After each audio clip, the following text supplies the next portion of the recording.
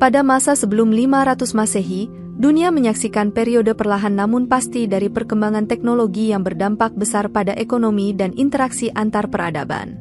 Dua inovasi teknologi yang signifikan, yaitu Sanggurdi dan Tenggala, memainkan peran utama dalam mengubah cara hidup masyarakat kuno. Sanggurdi, alat pertanian yang ditingkatkan, memungkinkan produksi pangan yang lebih besar dan lebih efisien, memperluas sumber daya dan kemakmuran di antara masyarakat agraris. Sementara itu, Tenggala, teknologi logam awal, membuka pintu bagi perkembangan industri dan perdagangan logam, serta meningkatkan efisiensi produksi alat-alat dan senjata. Dampak utama dari kemajuan ini adalah ekspansi perdagangan dan interaksi antar peradaban. Laut Tengah menjadi jalur perdagangan utama, menyatukan berbagai peradaban di sekitarnya. Dengan akses ke tiga benua, perdagangan antara Timur Tengah, Eropa, dan Afrika berkembang pesat. Meskipun perdagangan barang-barang seperti logam, kain, dan rempah-rempah menjadi kunci, pertukaran ide, budaya, dan agama juga berkembang, membentuk jaringan kebudayaan yang kompleks di sepanjang pantai Mediterania. Pusat perdagangan dan budaya di kawasan ini, seperti kota-kota Fenisia dan Yunani, tumbuh menjadi pusat-pusat kegiatan ekonomi dan intelektual yang menarik para pedagang, pelaut, dan cendekiawan dari seluruh dunia Mediterania. Interaksi antara berbagai kelompok etnis dan budaya memunculkan ide-ide baru dan inovasi dalam seni, arsitektur, dan filsafat yang membentuk dasar dari apa yang akan menjadi peradaban klasik di masa depan. Perkembangan teknologi tidak hanya mempengaruhi ekonomi, tetapi juga secara mendalam memengaruhi dinamika militer pada masa itu. Salah satu inovasi paling penting adalah penggunaan kereta perang dan pasukan berkuda. Penggunaan kereta perang memungkinkan pergerakan tentara menjadi lebih cepat dan lebih fleksibel, memberikan keunggulan taktis yang signifikan dalam pertempuran. Para pemimpin militer kuno menggunakan kereta perang ini dengan efektif, seperti yang terlihat dalam pertempuran Kades antara bangsa Mesir dan Het. Penggunaan pasukan berkuda juga membawa revolusi dalam taktik perang. Pasukan berkuda memungkinkan untuk manuver cepat dan serangan yang lebih efektif, serta memberikan keunggulan mobilitas di medan yang beragam. Selain itu, keterampilan berkuda memungkinkan pengembangan strategi yang lebih kompleks, seperti penggunaan kavaleri untuk menyerang dan mengejar pasukan musuh dengan cepat. Perkembangan teknologi militer ini tidak hanya mempengaruhi taktik perang, tetapi juga menciptakan kebutuhan baru akan pelatihan militer dan organisasi. Tentara menjadi lebih terlatih dan terorganisir, dengan disiplin yang lebih ketat dan taktik yang lebih canggih. Ini membawa dampak jangka panjang pada perkembangan perang dan politik di seluruh dunia kuno, membentuk dasar dari apa yang akan menjadi kekaisaran dan peradaban besar di masa depan. Bab 2. Pembentukan Imperium dan Kekaisaran. Periode ini mencakup studi kasus tentang stabilitas dan perdamaian yang dibawa oleh ekspansi imperium seperti Romawi. Melalui kebijakan politik dan militer yang cermat, negara-negara seperti Romawi berhasil menyatukan wilayah-wilayah yang luas di bawah kendali tunggal, menciptakan periode perdamaian yang dikenal sebagai Pax Romana. Selama Pax Romana, keberhasilan Romawi dalam menjaga stabilitas politik dan keamanan memungkinkan perdagangan dan pertumbuhan ekonomi berkembang pesat di seluruh wilayah kekaisaran. Birokrasi yang efisien, jaringan jalan yang luas, dan administrasi yang terorganisir dengan baik juga berkontribusi pada kemakmuran dalam periode ini. Selain itu, pembentukan imperium juga memunculkan hegemoni dan ekspansi yang membentuk tatanan politik baru di wilayah tersebut. Romawi tidak hanya menaklukkan wilayah-wilayah baru, tetapi juga membawa dengan mereka budaya, hukum, dan sistem administrasi yang meresap ke dalam masyarakat yang mereka kuasai. Hal ini menyebabkan terbentuknya identitas Romawi yang kuat di seluruh wilayah kekaisaran, meskipun dengan beragam variasi lokal. Pembahasan tentang peradaban di Afrika Utara meliputi perkembangan awal peradaban di kawasan Nubia dan interaksi dengan Mesir. Peradaban di Nubia berkembang secara independen, tetapi juga terpengaruh oleh budaya Mesir kuno. Mereka mengembangkan sistem politik dan sosial yang serupa dengan Mesir, termasuk kegiatan pertanian yang produktif dan struktur sosial yang terorganisir. Selain itu, akan dibahas juga kejayaan Kekaisaran Aksum di tanduk Afrika yang mendominasi perdagangan di Laut Merah dan menjelajahi hubungannya dengan peradaban-peradaban tetangga. Kekaisaran Aksum, yang berpusat di Ethiopia modern, menjadi pusat perdagangan utama di kawasan tersebut, mengendalikan rute-rute perdagangan yang menghubungkan Afrika dengan Timur Tengah dan Laut Mediterania. Keberhasilan Aksum dalam perdagangan internasional memungkinkan mereka untuk mengumpulkan kekayaan yang besar, yang digunakan untuk memperluas pengaruh mereka secara politik dan budaya di seluruh kawasan tersebut. Bab 3. Perubahan kekuasaan dan interaksi antar bangsa. Mesir kuno, dengan sejarahnya yang panjang dan kompleks, telah menjadi saksi dari berbagai penaklukan asing yang memengaruhi dinamika politik dan sosial di wilayah tersebut.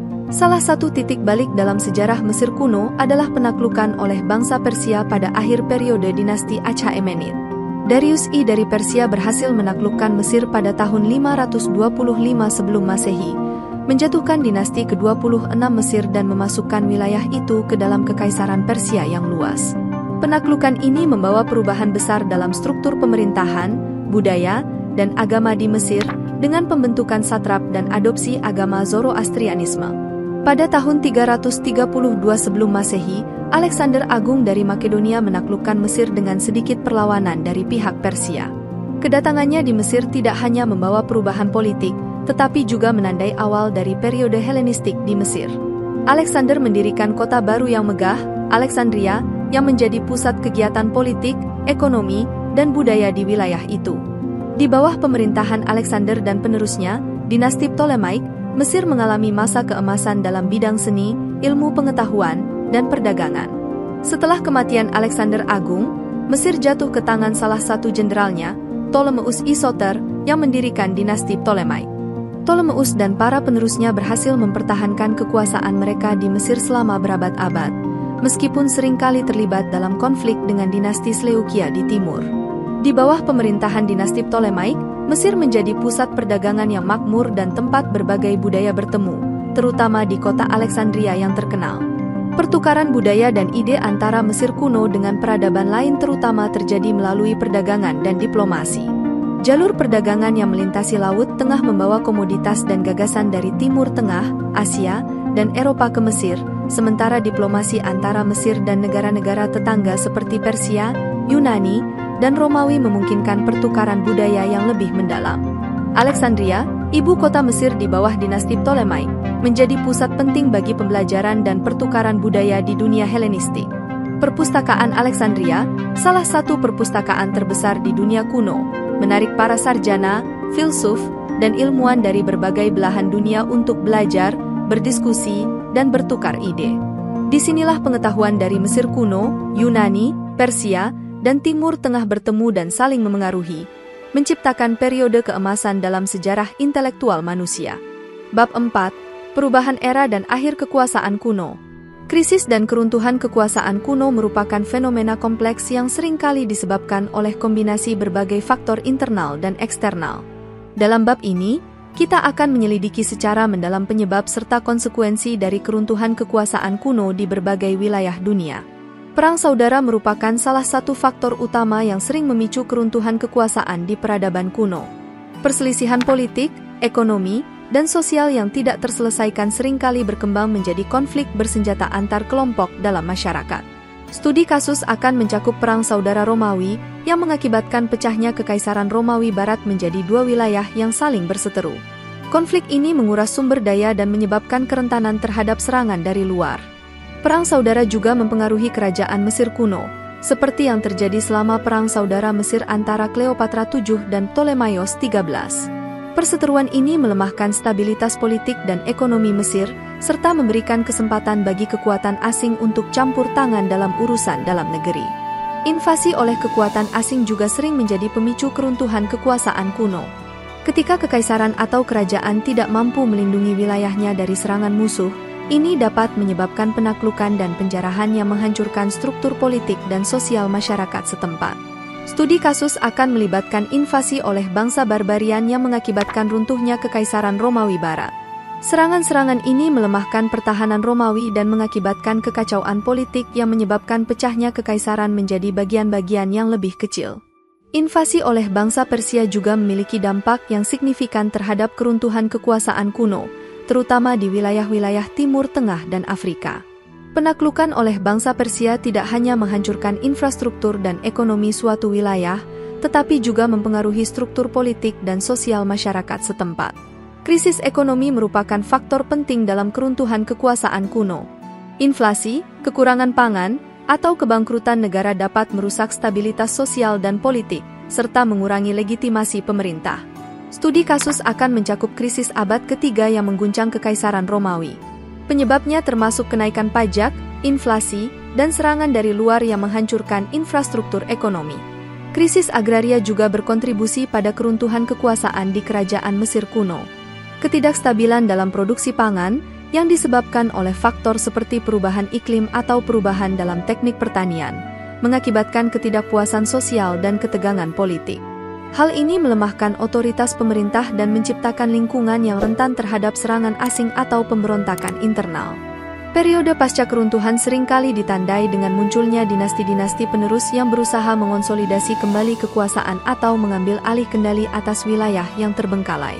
Dalam bab ini, kita akan melihat bagaimana dinasti-dinasti penerus merespons dan beradaptasi dengan perubahan politik dan sosial pasca keruntuhan. Dinasti penerus berusaha untuk mengonsolidasi kekuasaan mereka dengan berbagai cara. Ini termasuk restrukturisasi administrasi untuk meningkatkan efisiensi dan memperkuat kontrol atas wilayah yang terbengkalai.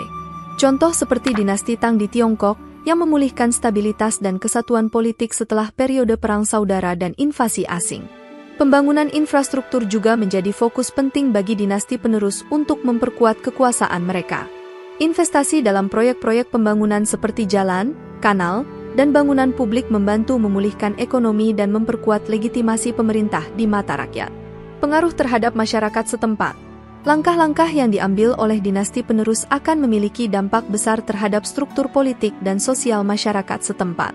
Perubahan dalam kebijakan politik, agama, dan ekonomi akan membentuk kembali dinamika masyarakat pasca keruntuhan. Studi kasus akan mencakup upaya dinasti Ptolemaik di Mesir untuk mempertahankan kekuasaan dan memulihkan stabilitas setelah runtuhnya kerajaan Mesir kuno. Dinasti Ptolemaik menyesuaikan diri dengan budaya dan kebiasaan lokal sambil memperkenalkan inovasi administratif dan ekonomi yang membantu memperkuat kedudukan mereka sebagai penguasa baru Mesir. Dalam menyimpulkan perjalanan peradaban kuno, penting untuk mengenali warisan yang mereka tinggalkan dan pembelajaran yang dapat diambil untuk masa depan.